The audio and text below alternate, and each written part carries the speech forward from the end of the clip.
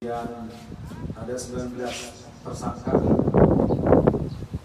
dari 2 TO yang sudah disampaikan, berarti ada 17 non TO untuk pelaku yang kita bisa ungkap.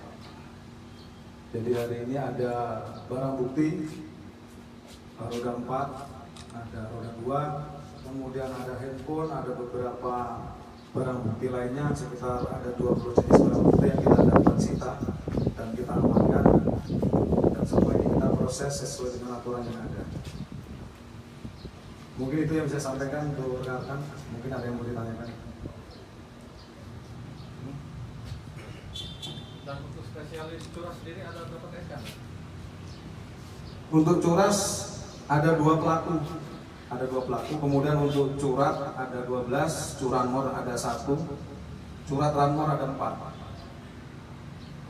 Dan untuk C3 dengan jumlah 19 tersangka.